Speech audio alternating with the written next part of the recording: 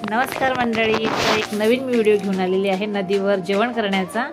आणि कालच एक व्हिडिओ टाकला आहे नदीवर आपण गोधड्या धुतले त्याचा। तर मी आता आज नदीवर जेवण करणार आहे, कारण आम्ही सगळे कपडे धुण्यासाठी आलेलो आहोत। नदी लांब असल्यामुळे गोधड्या धुण्यासाठी सुद्धा आलेलो आहोत, त्यामुळे आम्ही म्हटलं इथेच जेवण करायचं। तर हे बघा कौस्तुभने मस्त जाळ आता छान करून दिलेला आहे। हे बघा हे गवत आणलं, गवत पेटून मस्त त्याने जाळ केलेला आहे पहिला। आता मी टोपाला आहे ना माजून घेते। माजून घेणं म्हणजे राखाडीने असं ते टोप असं मातीने लेपून घ्यायचं आणि मग ते आता चुलीवर ठेवायचं। बघा चुलीवर ठेवला आहे, मस्त जाळ झालेला आहे। त्याच्यात मी पाणी ओतते। पाणी अगदी नदीचं वापरते, कारण नदीचं हे पाणी स्वच्छ आहे आणि छान होतं नदीचं पाणी, काही प्रॉब्लेम नाही। इतकं सुंदर आहे पाणी, एकदम स्वच्छ। तर आता पुढे जाऊया आपण, आणि पुढे मी आता कांदा चिरते।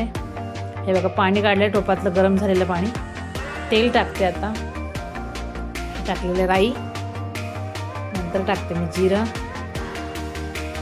आणि बघा पुन्हा एकदा टोप व्यवस्थित ठेवते, कारण दगडींचं चूल केलेलं आहे त्यामुळे। त्याच्यात टाकते शेंगदाणे डाळ टाकून आपण भात करतो त्यासाठी। आणि शेंगदाणे मस्त आता फ्राय करून घेणार आहे आधी। त्याच्यामुळे टाकला कांदाही छान आता तळून घेते आता व्यवस्थित। तो फ्राय मस्त व्यवस्थित अगदी फ्राय करून घ्यायचा। झालेला आहे कांदा फ्राय। आणि आता आपण हे माझी वहिनी बसलेली आहे आता फ्राय करायला, आणि मी तांदूळ धुवून आणते तोपर्यंत। तांदूळ धुवून झाले की त्याच्यामध्ये टाकायचं आहे आपल्याला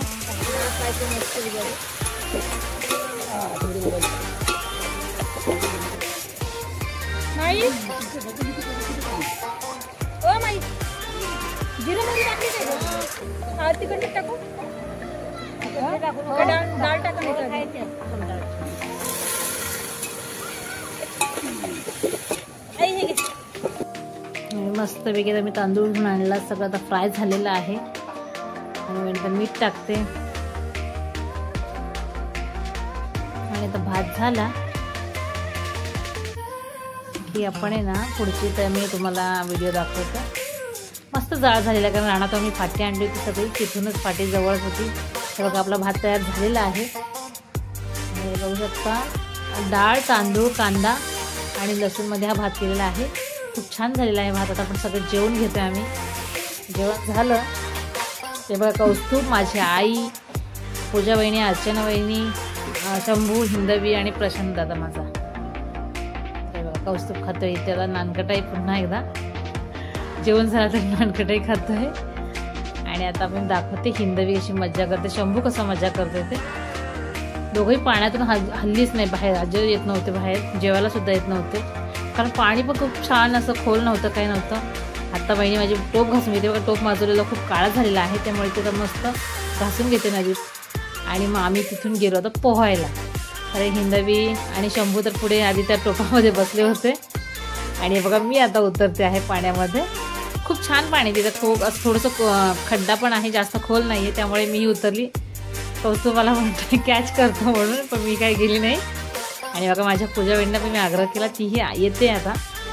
आणि खूप मज्जा आम्ही केलेली आहे। आणि खरंच निसर्गाचा आनंद काय असतो तर ह्या असतो, त्यामुळे असं नुसतंच असं अडकून जगू नका, फक्त खुलून जगून बघा, खूप छान वाटतं। आणि हे बघा आता बहिणी पण आलेली आहे, तिला घेते पाण्यामध्ये। आणि विशेष म्हणजे आम्ही आहे ना 125 गोधड्या धुतलेल्या आहेत, कारण 3 दादा, माझ्या आणि अश्विनीच्या, अशा 5 घरांच्या गोधड्या आम्ही एकत्र धुतलेल्या आहेत। आता भेटूया पुढच्या व्हिडिओमध्ये, बाय।